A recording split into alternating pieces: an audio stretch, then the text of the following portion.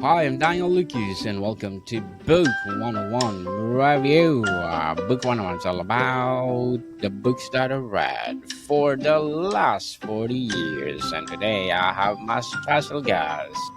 He's a military leader, project manager, and host for the podcast for the masses. No other than Mr. Jonathan Barrett. Welcome to Book 101, Mr. Jonathan, and can you please introduce more about yourself? Yeah, bro. Hey, Jonathan Barrett, based out of the U.S. in Washington D.C. I'm excited to have a conversation with you, man. I do a lot of things. First off, I'm a Christian. I'm a Christian podcaster, service member. Do a lot of different like coaching. Have a vast background in different type of coaching. Mostly around wrestling. Grew up wrestling. Trained Brazilian Jiu Jitsu. Just do a lot of different things, my brother. So I'm excited to have a conversation with you. Mr. Jonathan Barrett. Thank you so much for sharing your podcast to the world. Thank you so much for sharing your knowledge to the world. So let's talk about Thank disciple. you, my brother. Yes. So let's talk about the foundation of discipleship. How would you personally define discipleship? Yeah, bro. I think in the the book, the best book, the book that is like a manual for life, for me and like what I believe. But the Bible, Jesus called us all to go forth and make disciples of everyone. And how I really think discipleship, like what that really means is doing life with one another. Really like showing people how I live, showing people how I honor Christ, how I try to be Christ-like as possible, how I treat my wife, how I treat those around me, and how I love. That's what I think discipleship is, just like really doing life together. Doing life together, indeed. And Mr. Jonathan, what are the key characteristics of true disciple? There's a lot of characteristics of discipleship. My one of my favorite verses about discipleship would be John 13:34-5. By this, everyone will know that you are my disciples if you love one another. I think in order to disciple any one another, Daniel, after this, if we disciple each other, I hope you know that I love you and that I care about you. And I hope that's like my interaction with everyone, that I love them, that I reflect the love of Christ, no matter what I do. I think that's a huge component. I think that's the component that makes a lot of difference in these relationships.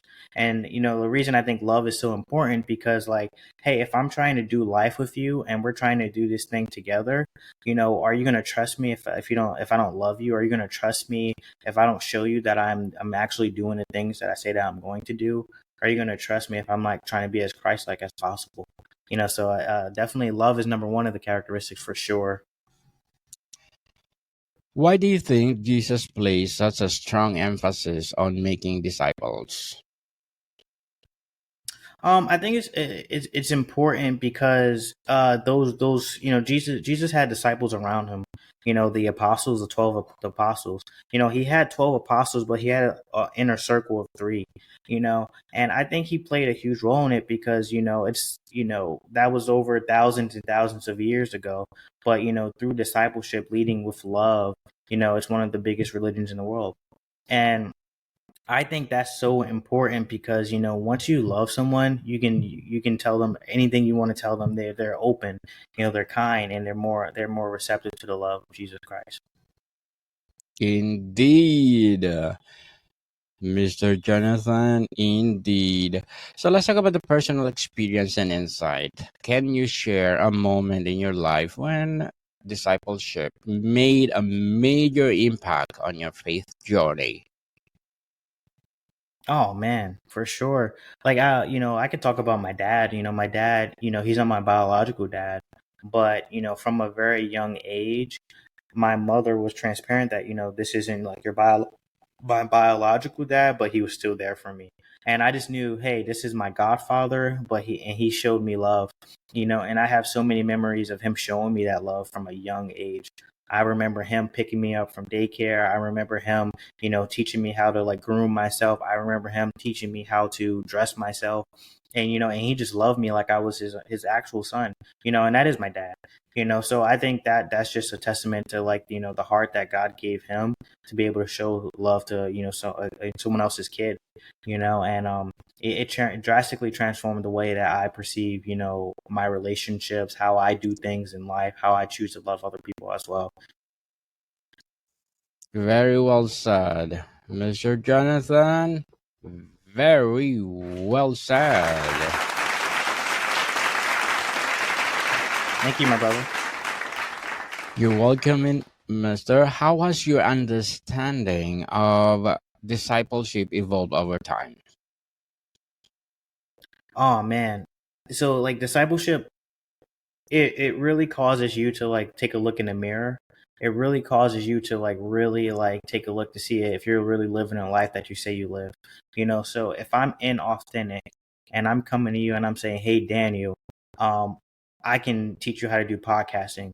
And then you look at my podcast and you see I was inconsistent with my posting. If I didn't do a podcast, I said I was going to do one every week and I do one every 2 months. Would you trust me at that point, Daniel? Not really. Not really, right? Not really. So it really makes you like really like look in the mirror and say, "Hey, am I doing this life the way that I say that I'm living this life?" And so for me, when I come to discipleship, I'm honest, I'm transparent about my struggles, the sins that I'm struggling with, the things that I really really really need help with. I'm super transparent about it so that they really know that like I'm living this life, and that's what I try to lead with. That's what I try to leave with, Daniel. What are some challenges you face while discipling others? So Jesus talks a lot. He has a lot of parables about counting the cost. And what that means is like if you're going to follow Jesus, it comes at a cost, right? What does this look like? A lot of them he told them to like, hey, stop what you're doing and come and follow me. And I think that requires a lot of us. So anytime you're trying to, go and like make disciples of anyone and you're trying to say, hey, this is the way we should do things, via the Bible, via Jesus Christ, my thing is like, hey, I have to be doing these things as well. And sometimes I'm not, Daniel. Sometimes I sin, sometimes I fall, sometimes I stumble, but I try to be transparent about it to those I'm discipling, and I also try to let them know that, hey, I'm getting back up. I'm getting back up. I'm getting back up. In the book of Genesis, Adam and Eve, after they took a bit of the apple, they realized that they were naked. So they started to take fig leaves and they covered themselves, and then they hid. They hid out of shame and guilt. So the worst thing we can do when we're trying to disciple someone or even be discipled, we get shame, we get guilty, and we try to hide. So, what I try to do is, have people around me that can actually hold me accountable. My brothers, I'm in a small group, in a life group, and we get really transparent and vulnerable. And instead of hide, we're actually doing the opposite. We're actually confessing to one another our sins, and we're actually trying to like pray for one another, and we're trying to face it right there. So I think that's the hardest part, just making sure that you're ready to face things on a daily basis. Whether, hey, I got in a fight with my wife. Hey, am I ready to like go face it and tell my brothers? All these different things that like we're trying to do is like, am I really like living this life and I'm really like facing things? Facing things is hard. Being vulnerable is hard. But we get our strength from the Lord. Very nice message, Mr. Jonathan. Very well said. Very well said. Can you share a practical ways churches can create a stronger culture of discipleship? Oh man, I think there's a lot of ways, because how I see the church is as a body, the body of Christ. How I see things like church, right? it's like hospital. So people come, the sick can come, the lame can come. We can all come here, and everyone can get what they need. They can get treated, and we should be able to love them where we're at when we're there. So I think churches, we can do a better job at like being open. When people are coming, regardless of what they look like, what their creed they are, what religion they are part of at the time. They should be able to come here and feel love regardless. They should not feel judged. So I think creating an atmosphere of love is like the biggest thing that we can do. And as a church body, no matter where you go, you should be able to feel love. I think the next part is like we shouldn't be isolating from one another. I think churches, we should be having events. We should be doing, different things to be able to come together as a body and celebrate and worship the Lord. I think that's a huge part.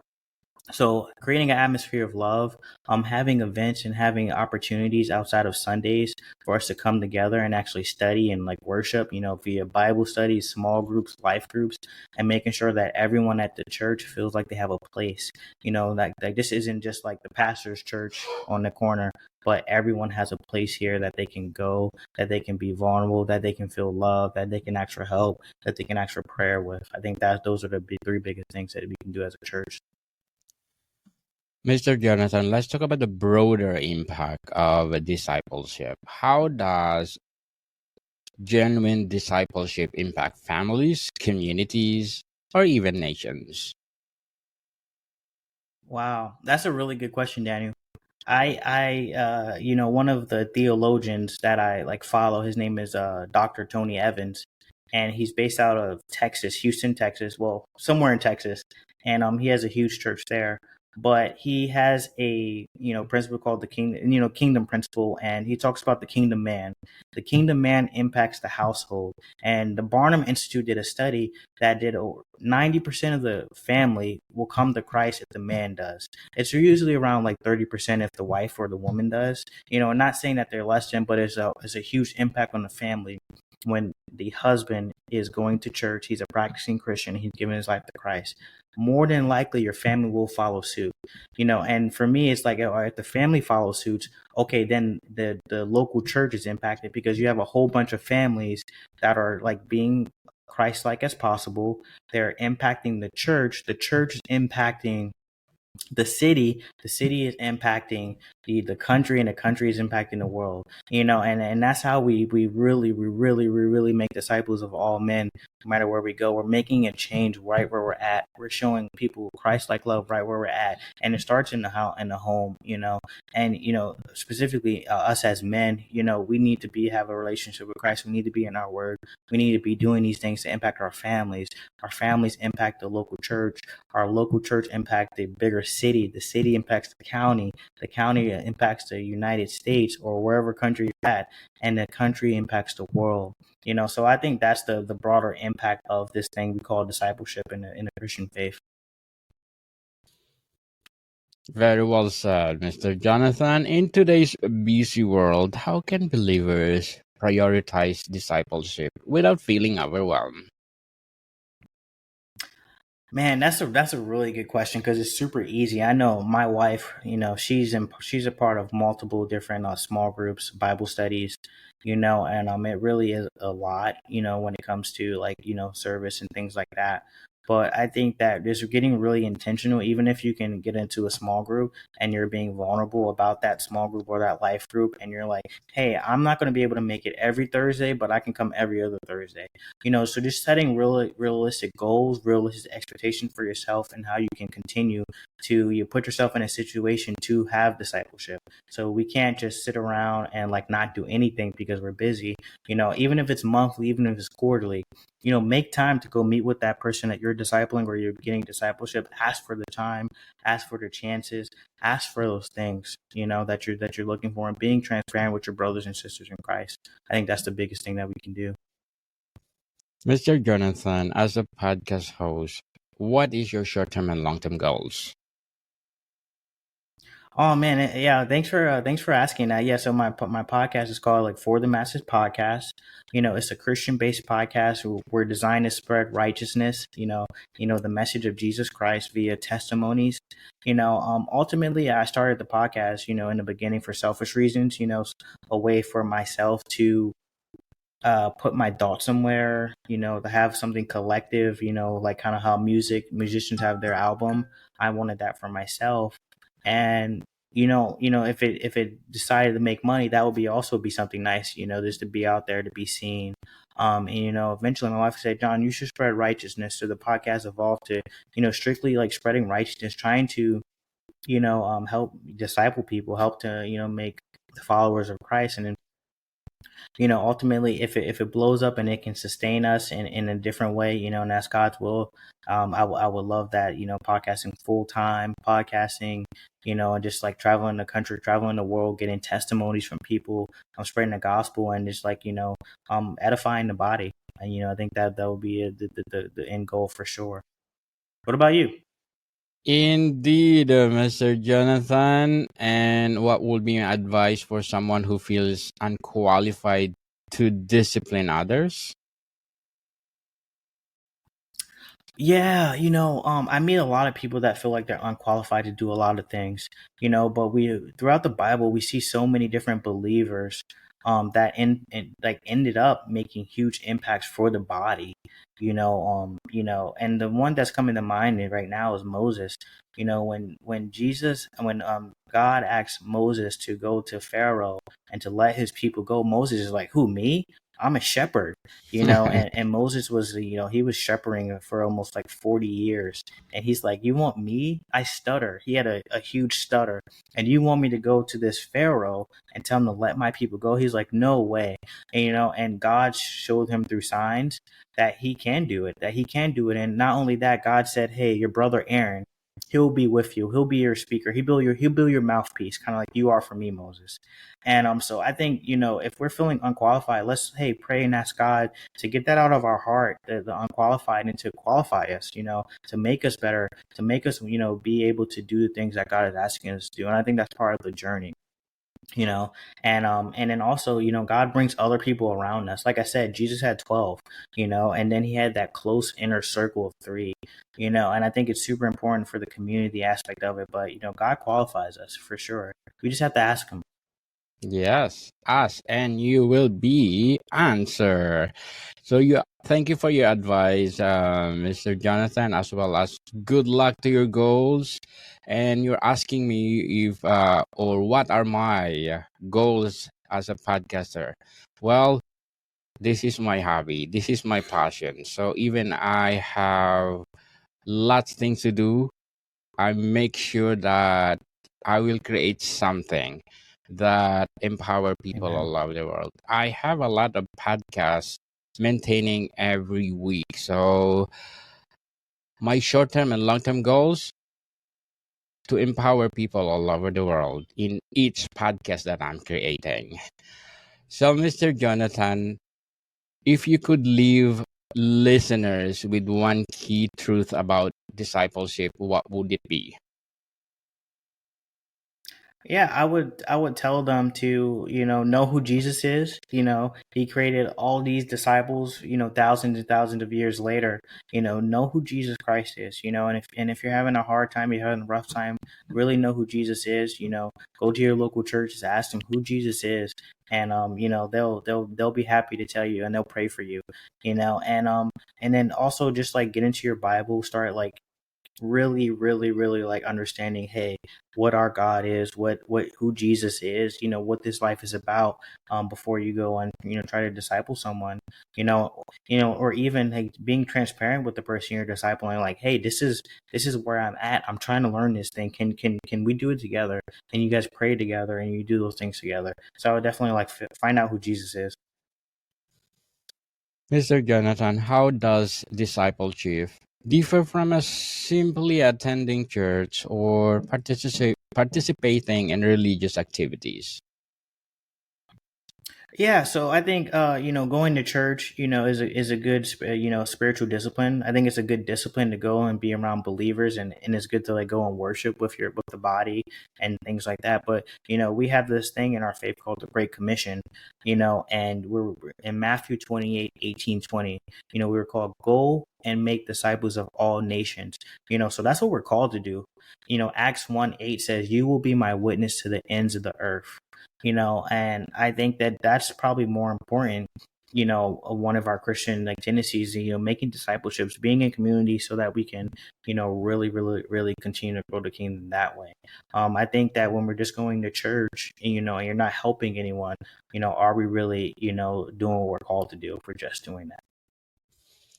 Before we wrap up our discussion today, Mr. Jonathan, I'm inviting you to please do listen to my other podcast, people. My other podcast, because my abstract essay is already on 5th season, abstract poetry and 2nd season, book 101 review in its 5th season as well, comedy 101 in 2nd season, food 101 in its 5th season too, geography 101 and love letters in its 3rd season, and my baby podcast, mental health 101.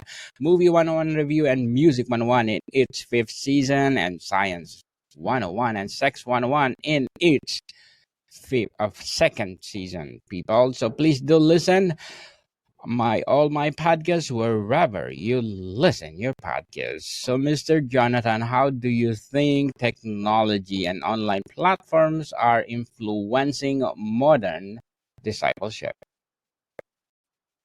Oh man, it makes it even cooler because there's a church called 2819. They're pretty popular right now. They talk about their small groups and the people who watch their church online. They call them digital disciples. So it's like you literally can get discipleship from home now. In some cases you're talking to other people, in some cases you're not. But it's super cool because like you're really like can be on different parts of the world, like you and I, Daniel, but you can really get discipled even through the screen. So I think it's amazing. I think that there's something to say about being in person. Hmm. However, I do think that like if you can't do that, or you're feeling like something's holding you back from doing it in person, and while you look for a church, there's a lot of ways to get online, look at sermons, and reach out to people, and just to ask for prayer through different platforms like Instagram, or email, and just like getting discipled that way as well. I think it's a plus for sure. Mr. Jonathan Barrett, thank you so much for empowering us. Thank you so much for your empowering knowledge that you impart to the world. So, can you please invite our listeners to support your podcast itself? Yeah, thanks, bro. Yeah, you can find the podcast anywhere. My podcast as at For the Masses podcast on all platforms. Please support if you're looking for a Christian podcast that shares a lot of testimonies from Christians really like walking this walk. Definitely go take a listen. Yes, people, let's support Mr. Jonathan Barrett, because if you support him, more and more and more empowering episodes to come. So, Mr. Jonathan, thank you so much for your time. Hey, thanks, Daniel. More to come, people. See you Have a blessed one. soon.